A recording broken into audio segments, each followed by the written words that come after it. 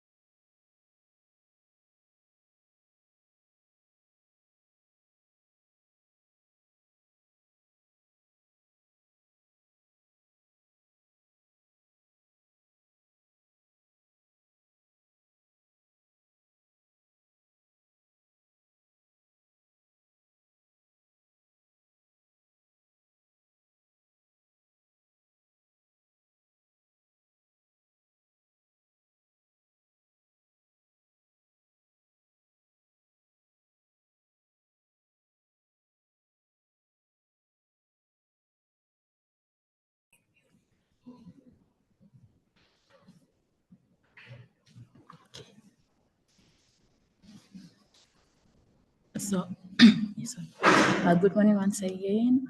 I will be representing Group 4. My name is Valerie Balben.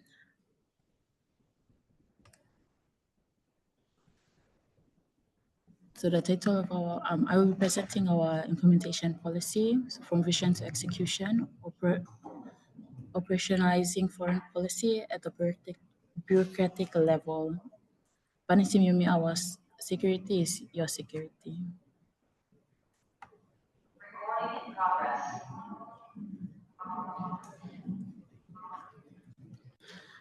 I will begin with the introduction, then move on to the main discussion as shown, and finish off with the conclusion.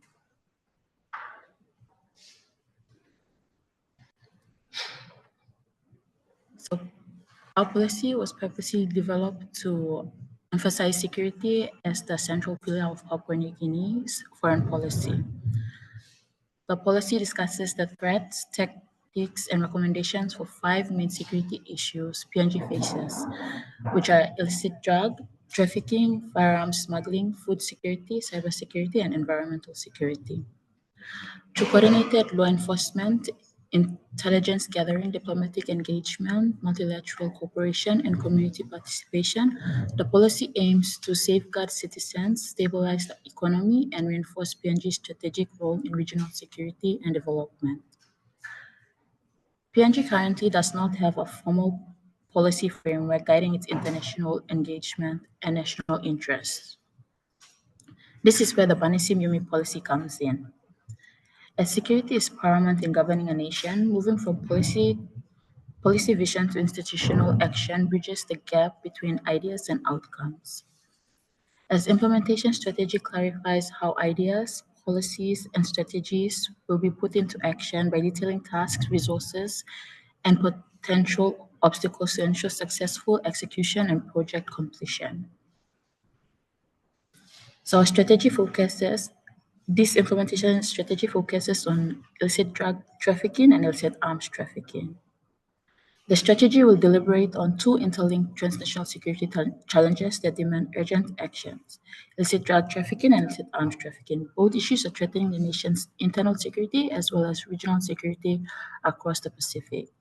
So the strategy seeks to disrupt the cycle of crime, violence, and insecurity, ensuring that Papua New Guinea contributes to a safer Pacific region under the guiding principles of our policy, the Banisim Yumi. Our security is your security. So, to our problem identification, Papua New Guinea's political history reflects a complex system shaped by the traditional big man leadership, manipulative, shifting alliances, and cultural power dynamics. Political statements were often expressed through endorsement speeches, resignations, and symbolic actions that highlighted leadership struggles and identity. In 1975, modern political expression began in 1972 when the first 100 elected parliamentarians met in Port Moresby, marking the start of PNG's move towards self-government. In 1975, Sir Michael Somers' Independence Declaration symbolized visionary leadership and the foundation of a democratic nation. So the drafting of the homegrown constitution led by John Momis and the Constitutional Planning Committee emphasized public participation, cultural values, and integral human development, focusing on people's well-being rather than wealth or power. This was influenced by Bernard Narakobi's Melanesian way. It promoted spirituality, fairness, and community-based growth.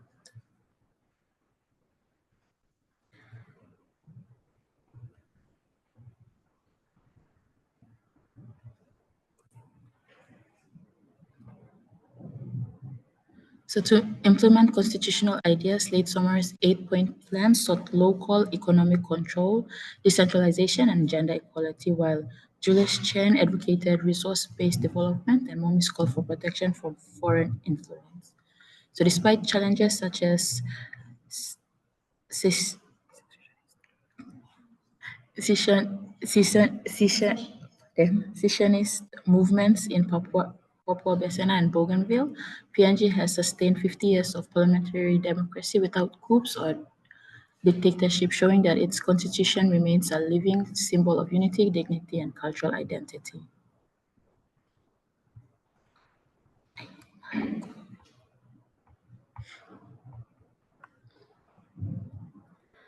So continue on to our risks of continuing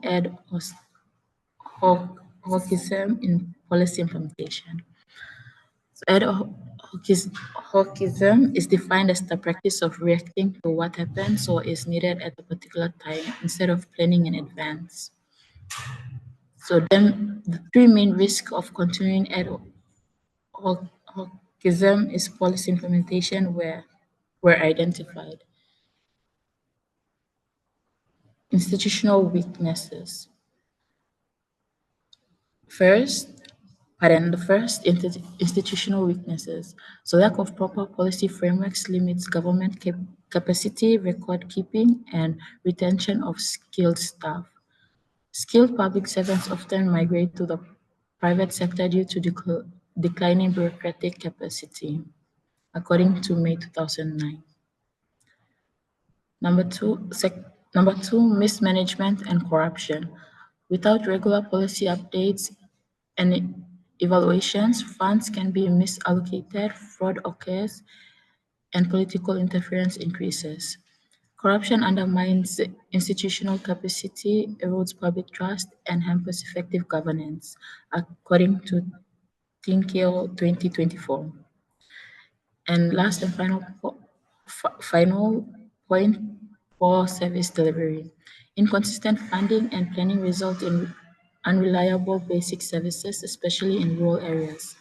Local governments often lack capacity to spend funds effectively, creating donor dependence for maintaining services, according to May 2009.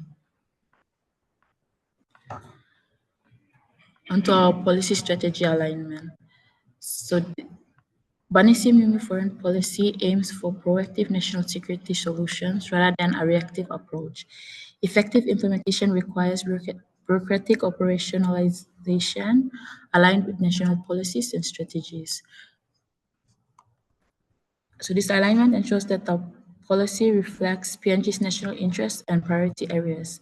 Key guiding documents used for this alignment were the PNG Vision 2050, PNG Medium-Term Development Plan 4, and PNG National Goals and Directive Principles. So this particular document is PNG's long-term development strategy. The key areas of The key areas of alignment of Panisimimi foreign policy with PNG Vision 2050 are highlighted as Pillar 3, institutional development and service delivery. So the policy achieves the specific area under section 1.17.7.1 political options that talk about the evaluation of responsibilities. This is captured under Chapter 1.2 and Chapter 2.2 of our policy, the Manisimimi Foreign Policy, which highlight the resources and capabilities that are concerned with illicit drug and arms trafficking. Federal alignment is resonated through Section 1.17.7.2 Public Sector, more specifically on its final point about establishing a proper policy and legislative framework for good governance. Pillar 4, Security and International Relations. Here, the policy aims to achieve the KPI under Section 1.17.8.1, Social Security. This KPI sets to improve the country's ranking from 158 out of 180 countries on the Corruption Perception Index to a ranking of above 50. Another area of alignment under the section is PNG's ability to negotiate bilateral and multilateral support for Vision 2050. Spanisi Mimi also sets to achieve Section 1.17.8.3 International Relations of the PNG Vision 2050, which specifically outlines the need to ensure that PNG's foreign policy reflects national interest, the safety of the citizens, the need for social order, and the respect of the Constitution of the independent state of PNG are of great national interest. Chapter 4 of the Medium-Term Development Policy 4 captures strategic priority areas and deliberate intervention programs. There are two strategic priority areas that are in alignment with the policy. SP05, Rule of Law and Justice. Subanisi Mumi highly involves the correctional services and law and justice sector. This is to assist in achieving the policy's second objective, to eliminate trading of arms and weaponry across borders, among other objectives. Chapter 2.2 of the policy outlines the resources and capacities, the first one being law and enforcement and border control. This is in alignment with the MTDP 4 SPA 05 DIP 5.5 National Policing and Crime Prevention Program. The program supports the initiatives and objectives from the policy. It highlights the importance of engaging with youths This is vital to keep youths off the streets, keep them off the streets. Keeping them off the streets will decrease involvement in trafficking of illicit drugs and arms. SPO6, SPA06 National Security. In the policy, there is clarification that PNG does not have the military capacity to combat the issue discussed. It shares alignment with the NTDP4 under DIP 6.1, National Security and Defense Cooperation. PIP 6.1 speaks of improving the PNGDF's preparedness to respond to threats. SPA 12 strategic partnerships. This particular SPI is of great alignment in the policy because it encapsulates the importance of partnerships, dialogue, and the international organizations. Something Banisi Yumi echoes under Chapter 1.2 Resources and Capacities. The utilization of United Nations Office of Drugs and Crime, the Bow Declaration Plan, and others are in alignment with the MTDP4 and the SPA 12. So PNG National Goals and Directive Principle stressed in the Constitution of the Independent State of PNG and the National Security Policy 2013. The Banisimimi is in alignment with the National Goals and Directive Principle 1. Integral human development. Illicit drug and arms trafficking actively impedes the achievement of integral human development. This alignment shows support once more for the country's national interest.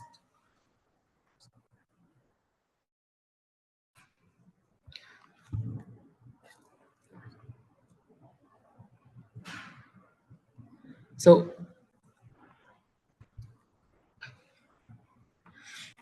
Papua New Guinea faces significant challenges in combating drug and arms trafficking, which threaten the country's security, stability, and development.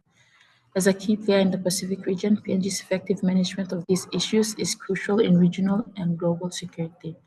This initiative aims to operationalize PNG's foreign policy on drug and arms trafficking, enhancing the country's capacity to address these complex challenges.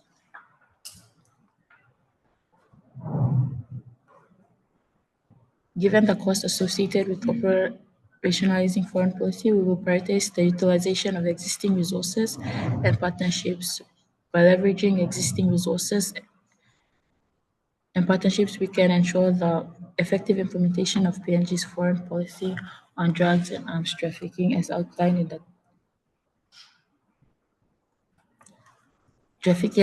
the tables below. So as shown, this is our operational plan on drugs and trafficking. The agencies, our action and our description. Same goes for arms and trafficking. This is our operational plan.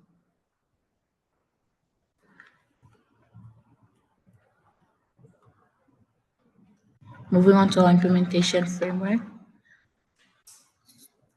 So our short-term and medium-term period, this is in the short-term meaning months and the medium-term meaning 2 to 3 years. So because operationalization has to be evaluated, and with foreign policy in the developing nation as PNG, the length to which policies can be measured is shorter because stakeholders have failed to prioritize viewing owing to the fact that funding becomes the major setback. So in our short-term plan, our objective is to identify the existing legislation, the collaboration of security agencies, internally and regionally. So for program 1, illicit drug trafficking, the National Narcotics Control Board Act 1992 and the Dangerous Drugs Act aims trafficking. PNG Customs Prohibited Import Regulation 1973 and Firearms Amendment Act 2022 will be frameworks we will be reviewing in program 1. Program 2, promoting new security arrangements, and program 3, training for capacity building.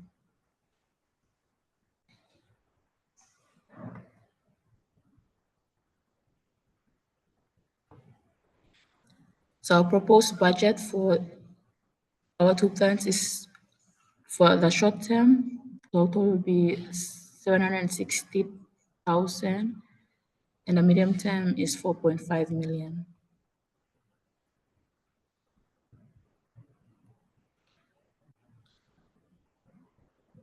For monitoring and evaluation,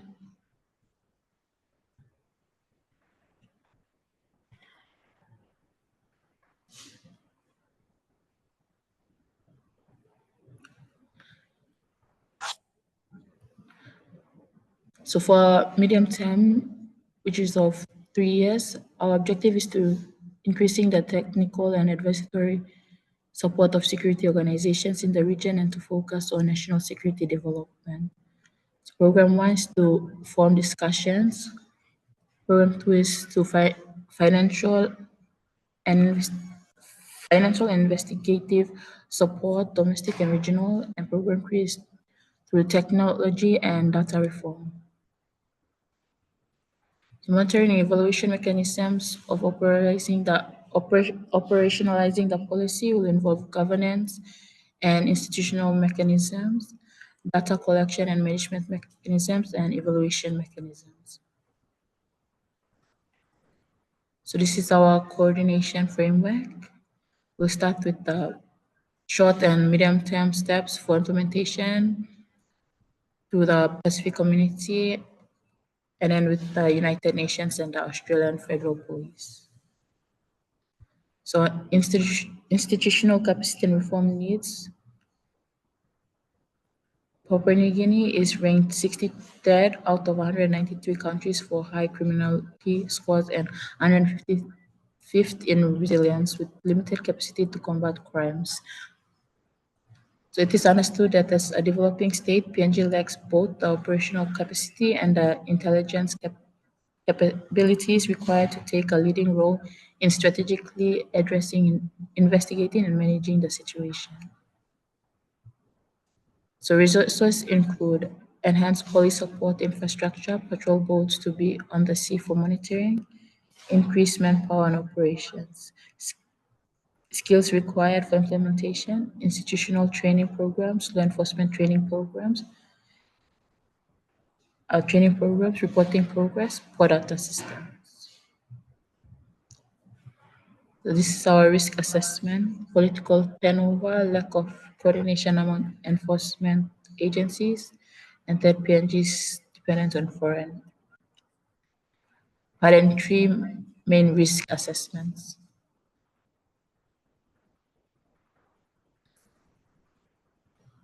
So our recommendations to add urgent legislative reforms, capacity building and professional development, and community awareness programs.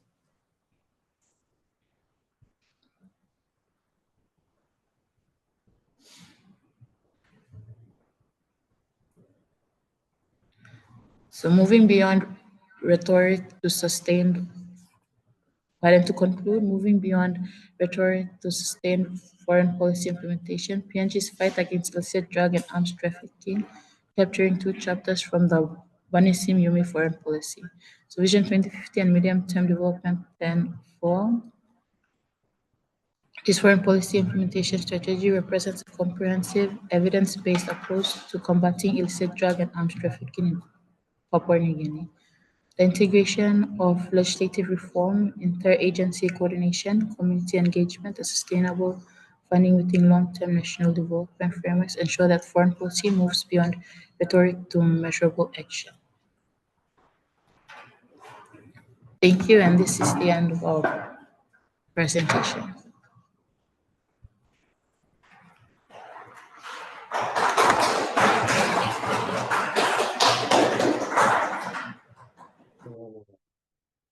Okay, thank you very much, Valerie, and also we thank your group as well for your time and effort and for putting together this document and presenting to us a summary of what you've done over the past couple of weeks.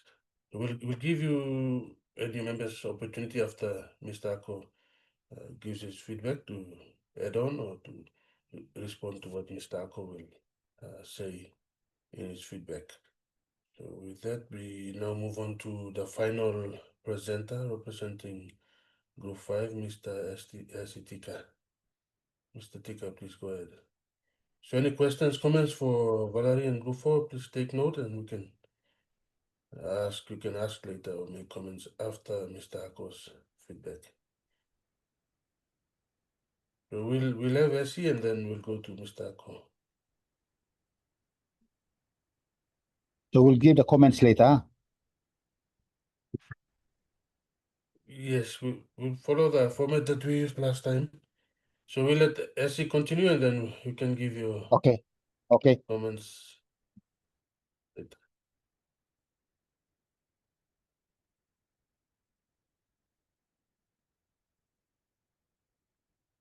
SC, please go ahead.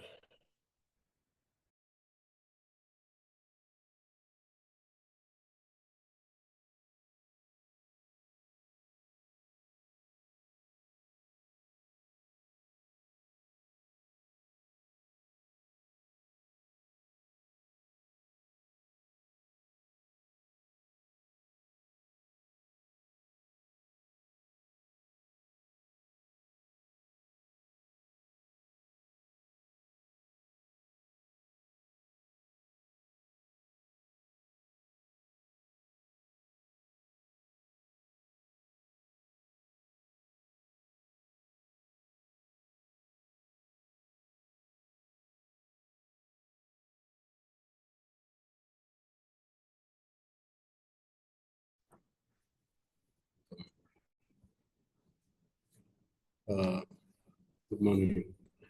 Can you hear me?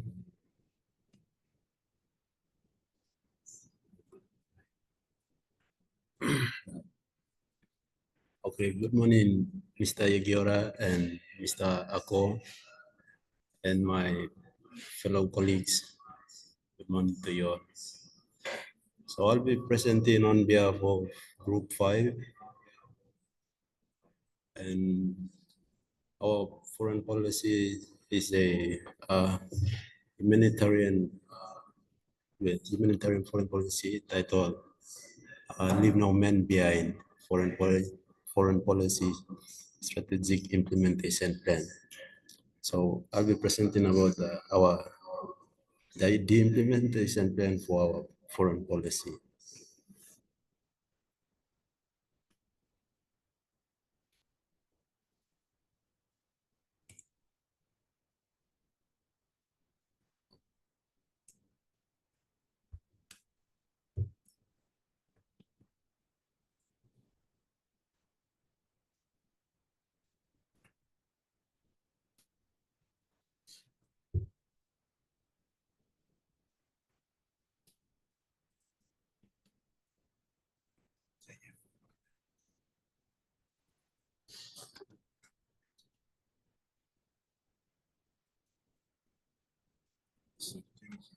Sorry, just a little technical difficulty. So, okay, this is the presentation outline, which is basically the structure of the case study or the write-up. So I'll be presenting parts by parts.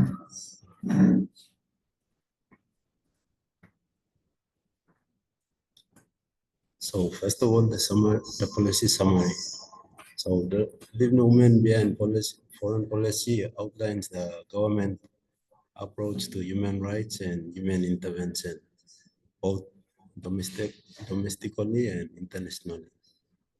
So the purpose of this policy is to promote universal human rights by advocating for protection of all individuals regardless of race, nationality, gender, or religion. So the policy outlines several key objectives. Firstly, is to safeguard in peace and national security. Second is to strengthening national human rights institutions to promote transparency, accountability, and good governance. Lastly, is to protect vulnerable population, including women, children, minorities, and refugees. So the Leave No Man Behind policy is designed to align with international human rights treaties ratified by PNG, including the International Covenant on Civil and Political Rights of 1996 and the Convention on the Elimination of All Forms of Discrimination Against Women.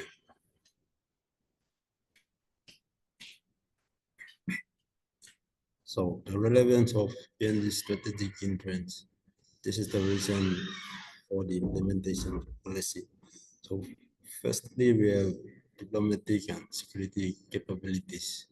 The policy envisions strengthening diplomatic relations to address human rights and security.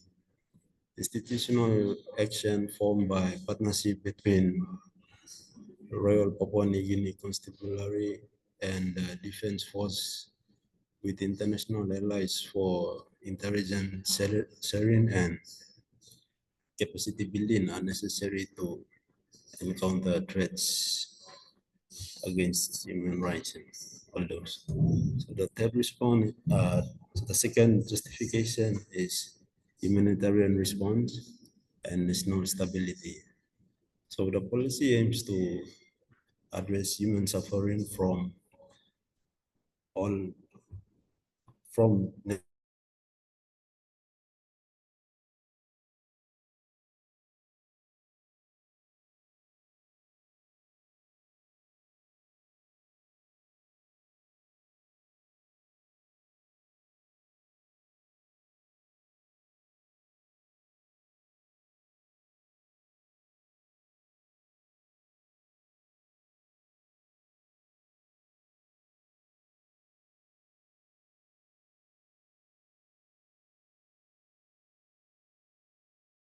for a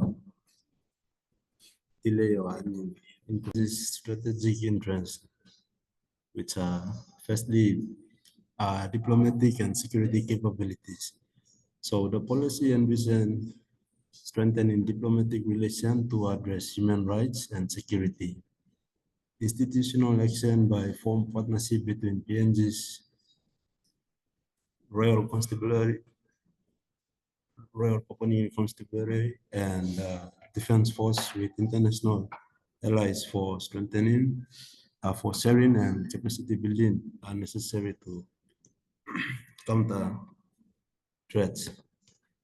So the second justification is humanitarian response and national stability. The policy aims to address human suffering from natural disaster, climate change, tribal conflict, institutional action is the only way to achieve this by creating and funding disaster relief programs in all provinces, negotiating with landowners for relocation sites, and training local experts to counter this. So the third one is regional leadership and consistency. The policy positions PNG to assist other Pacific island nations affected by climate change and natural disaster. The vision can only be realized through institutional action, such as working closely with regional organizations like the Pacific Island Forum.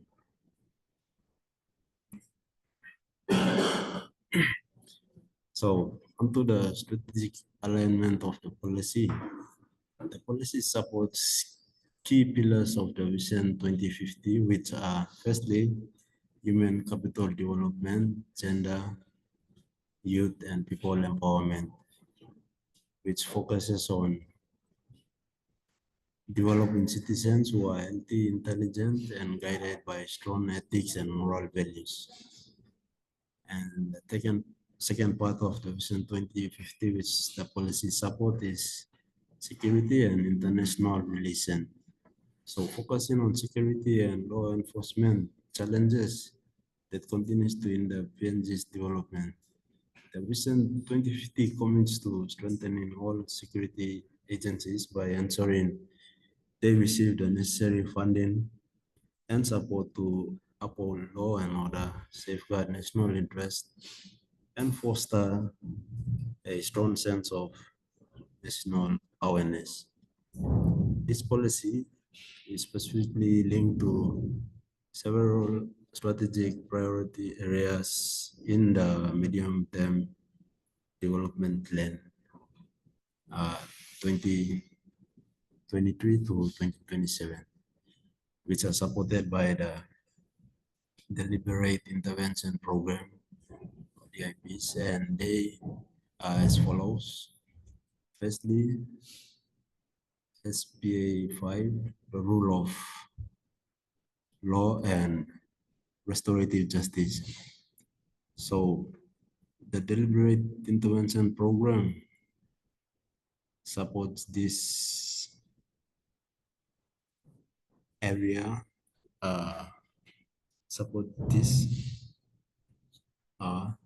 sorry, National Policy and Crime Prevention Program, Correctional Services, Rehabilitation and Reintegration, or the CSSR program, and Community Peace and Restorative Justice.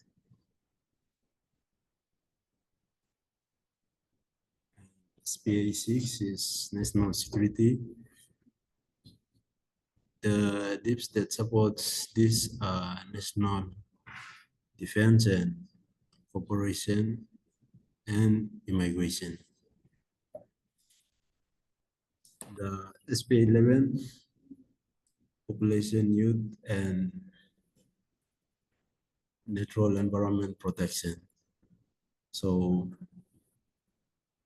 the GovPNG will focus on managing our population in a sustainable way by empowering youths through skills training and opening opportunities for them to contribute meaningfully towards development. So the national goal is to enforce the Leave No Man Behind policy in accordance with the Medium-Term Development Plan and Vision 2050, which aligns with achieving the following national goals. Firstly is the integral human development. This goal is about empowering individual, not just economically, but socially, spiritually, and intellectually. The second goal is equality and participation. So this goal ensures that development is inclusive, not just for the urban elites, but for everyone in PNG. So moving on to the institutional framework part of the policy. So the government of PNG plans to implement this policy through collaboration with various domestic and international organizations via agreements, through agreements and memorandum of understanding. So the key domestic agencies that addresses human rights are Royal Papua New Guinea Constabulary, Papua New Guinea Defense Force, Papua New Guinea Customs Service, the National Information and Communication Technology Authority, or NICTA, and the National Natural Disaster Center. So PNG recognized the need for international support to implement its plan effectively, as well as support from those domestic agencies. So the policy emphasizes partnership with regional organizations like Melanesian Spirit Groups and the Pacific Island Forum to address regional issues. And for the international organization or international partners through this policy are like the UN, the Red Cross, and foreign aid donors like Australia's Department of Foreign Affairs and USAID, with a focus on strengthening counter-terrorism efforts. And for bilateral relations is to build strong ties with Australia, New Zealand, and the Southeast Asian nation for cooperation in counter-terrorism, intelligence sharing, and capacity building through security agreements and defense partnership.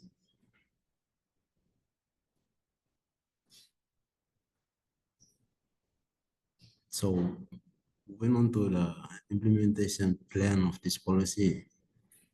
So the policy is to be implemented under the directive of Department of Foreign Affairs based on the nature of the humanitarian violence or act. The department authorized to delegate responsibility to 5 different agencies to take action or to counter the threats at hand. So the implementation policy will follow a hierarchy type of process where the Department of Foreign Affairs will, as shown on the map, like it will start from the Department of Foreign Affairs, then will go to other departments as shown, like the Royal Constabulary and Defense Force, Customs, NICTA, and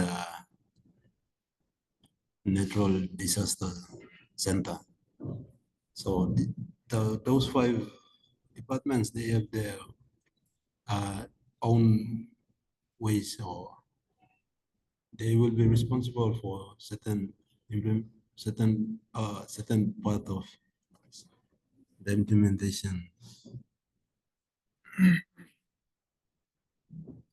So the budget and funding of the implementation plan.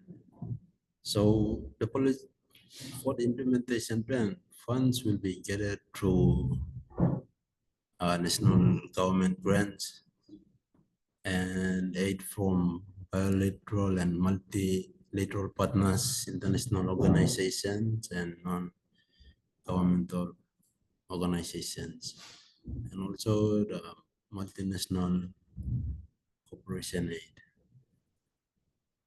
So this is the sketch of the budget, how it will be used on. Yeah. So basically it's for awareness material, then the personal wages and salary of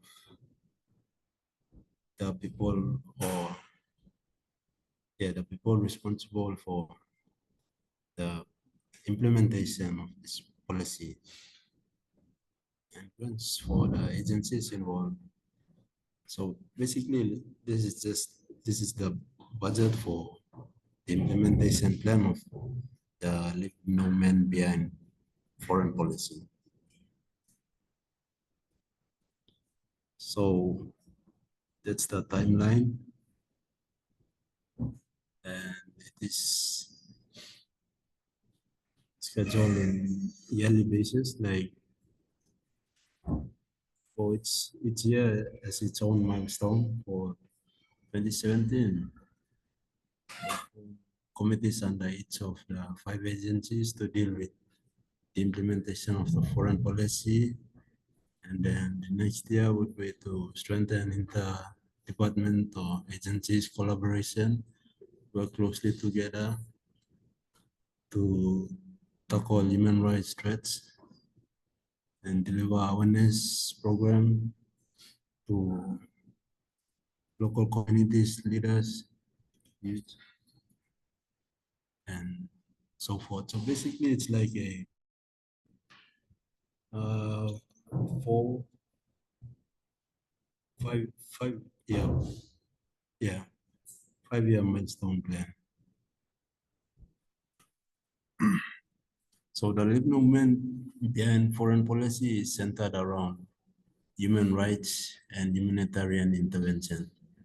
So to effectively implement this policy, key reforms must be carried out to seal out any bureaucratic gaps, and the following actions can be taken. So firstly is to professionalizing the Department of Foreign Affairs. So by strengthening human resource in the foreign services through reforms in the appointment process to ensure that roles are filled based on merit and technical expertise and not through political affiliation. This is to discourage nepotism and to select, potential employees for the Department of Foreign Affairs through merit. And the second action is to improve and enhance inter-agency collaboration. So the whole of government approach between the 5 departments is the collaboration between the 5 departments must be to promote, must be promoted to create formal mechanism for cross-agency collaboration and information sharing to ensure that foreign policy services as a cohesive national strategy for the nation. So it talks about improving interagency collaboration between the 5 departments that were mentioned earlier, responsible for the implementation plan. So moving on to the risk and mitigation analysis, the following risk involved in the implementation, and it also has its solutions as well. So the first risk is limited resources and so and essential to essential to the implementation of the Leave No Man Behind policy remains underfunded and overstretched. So the proposed solution for this risk is to raise funds by hosting concert for singers nationally every year to fill the resource limitation of our country. The second risk is geographical barriers from PNG's rugged terrain and dispersed population makes access difficult. So the solution proposed was to establish road connection for each of the provinces. It will improve service in the country, linking remote areas to provincial centers.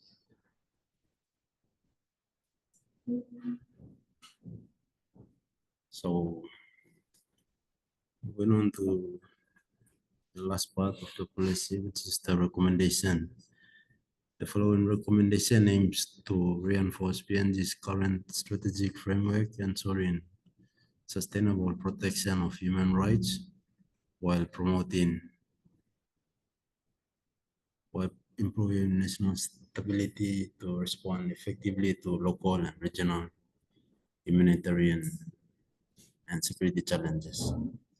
So firstly, the first recommendation is to prioritize prevention by investing in early warning system for natural disasters, conflicts, and transnational crimes such as trafficking and terrorism. Train security force in humanitarian principles and equip them to support disaster relief, peacemaking, and protection of all civilians. Strengthening border and maritime security through modern technologies and regional partnership to address cross-border threats or transnational crime. So the second recommendation is to utilize media platforms to raise public awareness about human rights, humanitarian aid programs, and security issues. Encourage responsibility and factual reporting that highlights challenges, promote social cohesion, and support victim advocacy.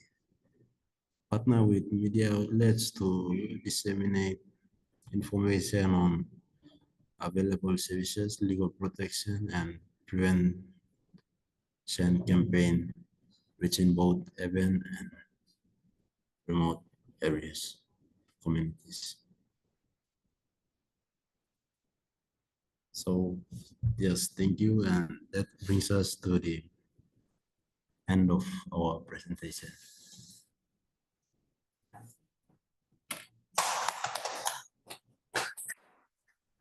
Okay, thank you, Mr. Tika, and thank you, Group 5, for your collective effort and time for putting together this document or this presentation and write up as well. Thank you very much, and I hope the others have learned something from your presentation. We will now go straight to Mr. Ako with his feedback.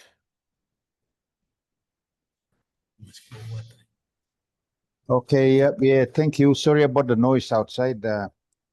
Blackout there, so there are generators on, but I hope you can hear me.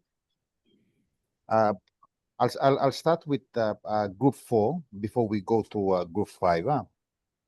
So on Group 4, Banishim foreign policy, I know that it's a security forecast, and it's well coincided with MTD before.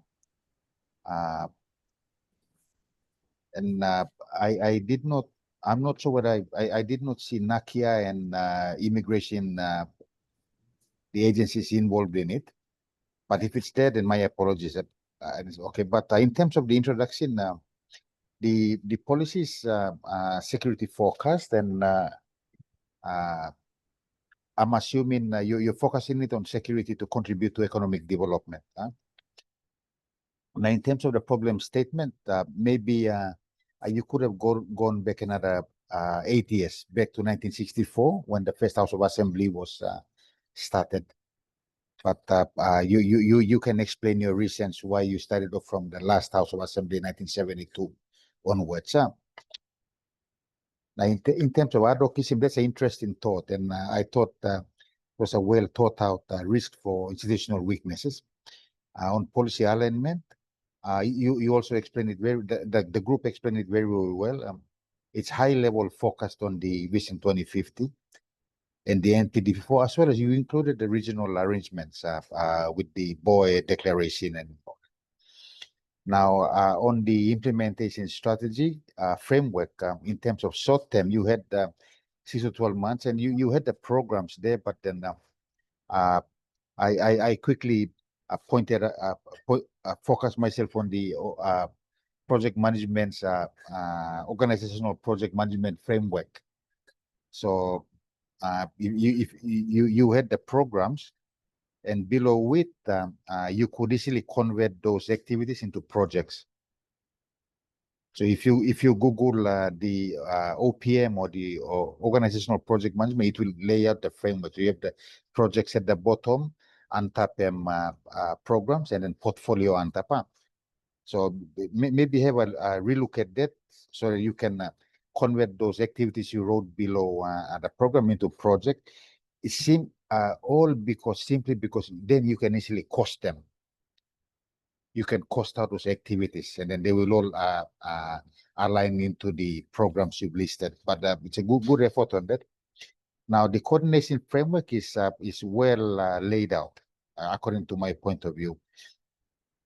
And also in terms of the agencies involved in there, the next step later on would be to have a different operational plans in order to operationalize the whole framework itself. Now, institutional capacity and reform needs, like I said again, you could do it maybe in another way. If you had time, you could have considered doing it the organizational project management structure, similar to the implementation framework. But like I said, it was a group effort, and your focus was on Banishim. So I'm assuming that you all had your focus on the Banishim topic, and then you went from there. But well done on that. Okay. Now on the group 5.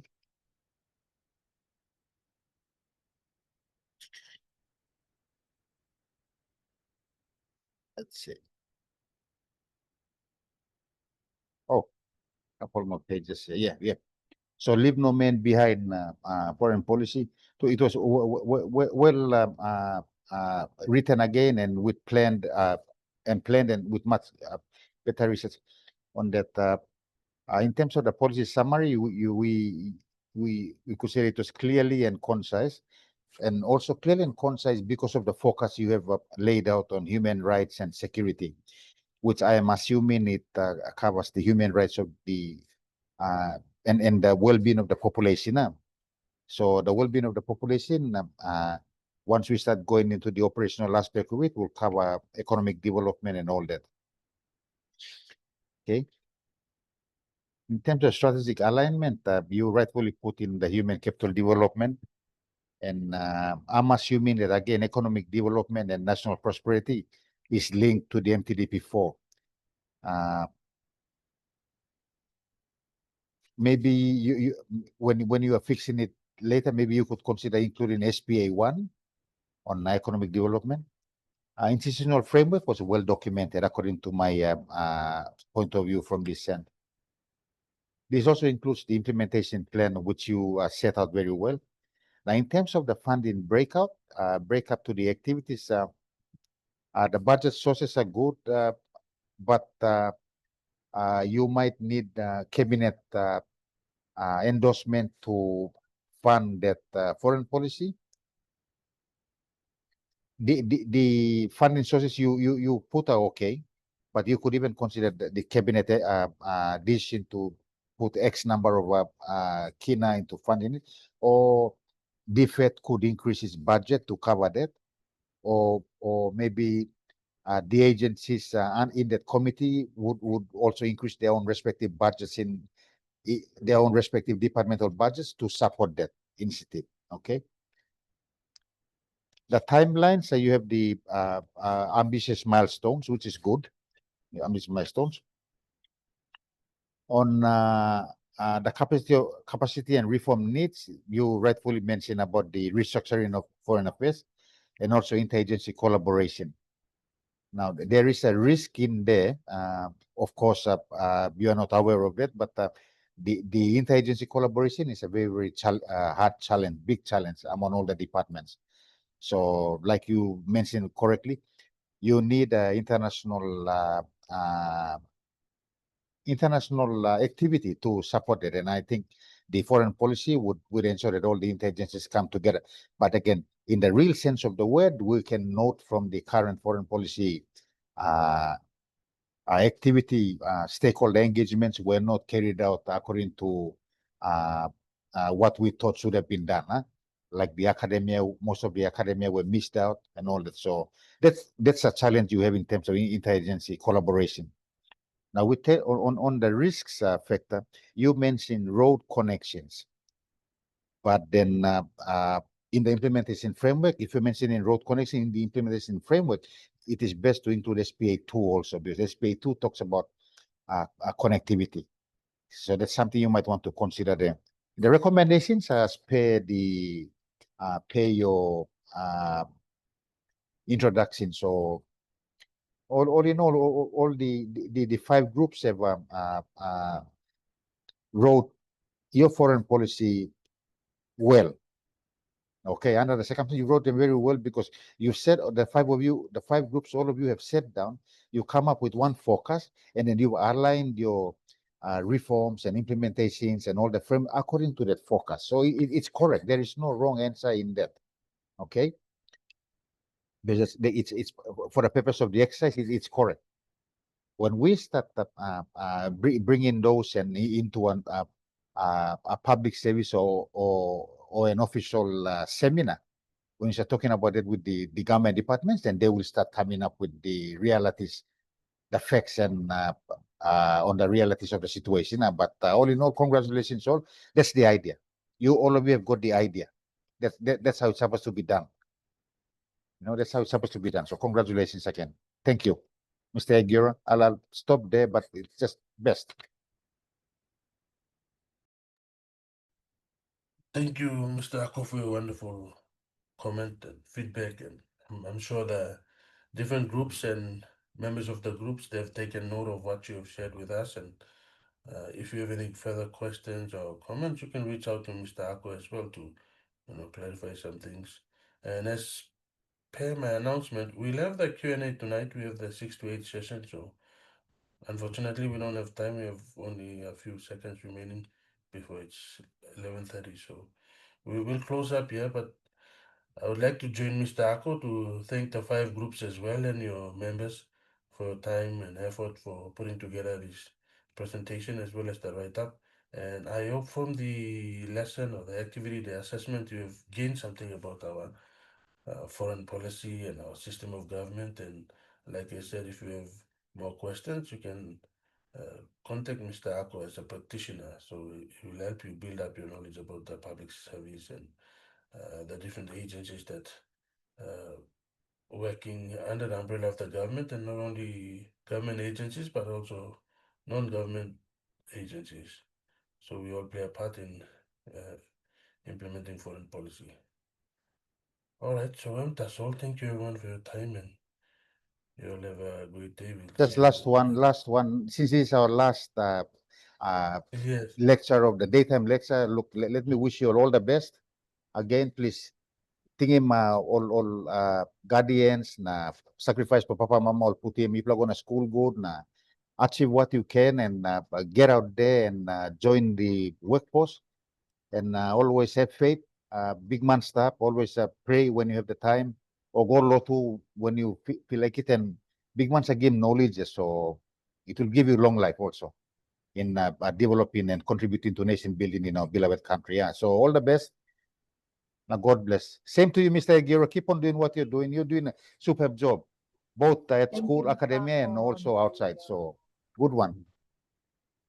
Okay. All Thank right. you, Mr. for the kind words and encouragement. Definitely, all of us are working towards building a better, safer PNG. So we'll Mm. continue. Work must go yet. We continue on with that job, and we hope our young graduates will go out there and make an impact and change the country for a better. All right. Thank you very Okay. much for your company this semester and for continuing to impart your knowledge and skills experience with our young students. So thank you, Mr. Ako. All right. Okay.